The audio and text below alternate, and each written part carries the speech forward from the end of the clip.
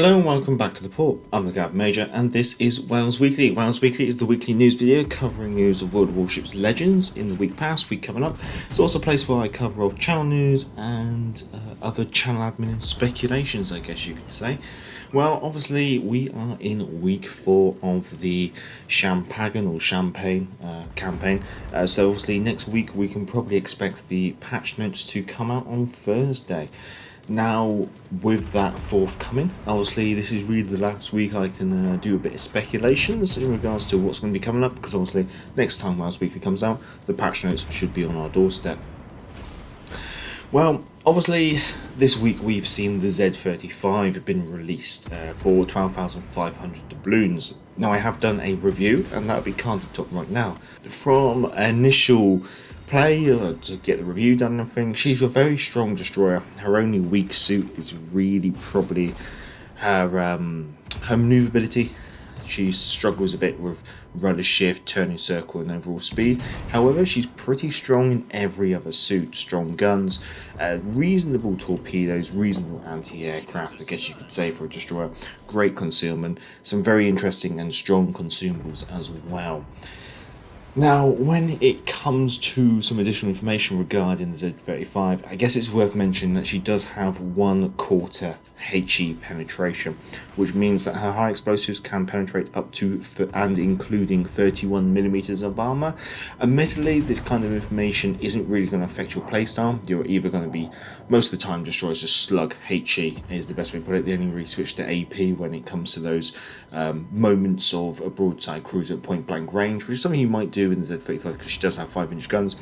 So really, the information is not really going to change your playstyle. You're going to be just slugging HE. However, I guess it's some nice information to know, because you will be able to get some more damage out of your hot explosives against practically everything, apart from some battleships, I guess you say, especially tier 7 battleships. Now, going on to I guess the additional giveaway stuff that they've done.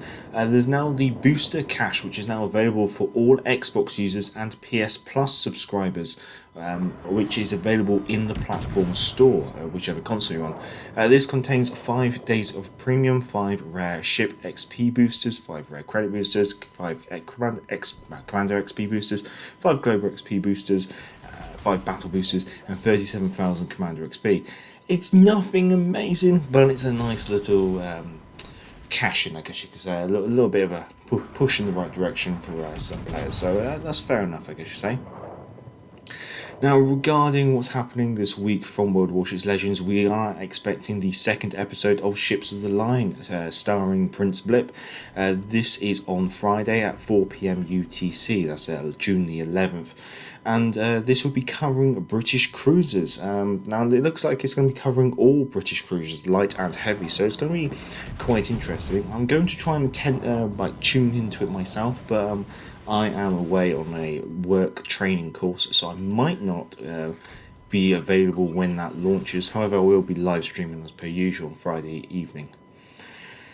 Now, in regards to some additional information I managed to find on Discord, it's basically been confirmed by Sailing Robin that we can expect to receive at least one premium tier 7 destroyer this year. Which is quite interesting, and it's when you look through it, it's not, obviously we've only ever had one tier 7 premium destroyer, the Udachi, and that was early last year. So it's interesting to see that we're going to be getting another one. What it could be is very questionable, I guess you could say. That there's a lot of options. However, if, say, it came next patch, obviously I don't really know anything, this is just me putting my finger in the air, but if it came next patch as a campaign ship, I'd be tempted to say USS Black if I was a gambling man, I guess you could say. Now, in regards to speculations as in what we could potentially expect in the next patch, well, there's 3 things which are definitely floating out there. We know we've got German carriers being floated as coming this summer. We potentially could have pan-European destroyers coming. However, that's not necessarily 100% confirmed, but it's been hinted at. And also, we've had Italian battleships hinted at. If I was a gambling man, I would be tempted to say, if we were going to get a new tech tree this patch coming up, I would say the Pan-European destroyers, with the intention of introducing those destroyers with great AA capabilities, with then introducing the German carriers sometime around August would be my temptation, whether that be just before August or just towards the end of August. That would be my temptation. However, it could be we might get German carriers. You don't really, well, I can't say anything for certain, I guess you say. Regarding the channel, obviously just done the review of the Z35. I hope to have a review of the Champagne or Champagne for this Friday, and but that's obviously a bit restricted, or I'm a bit limited by what I'm doing in ranked at the moment. It's all down to what time I can make available. If not, I'll probably have to push the Champagne either over to the weekend or into early next week. Also, I know I need to get a video up onto Patreon regarding the Patreon pick for this patch, and I hope to have that uploaded before the weekend, and that's the plan anyway. Other channel stuff, there isn't really anything to add, I guess you could say. We're just plodding along, keeping up with everything, and I guess it's the usual week 4 of the patch. Everything seems to quiet down just before we get the big information coming in week 5, but potentially we could expect a teaser being released today in regards to what might be coming next patch. So that's the usual thing they do. Usually they tease an image and then they let us try and decrypt what it is, and I do look forward to seeing what might get teased, if anything at all.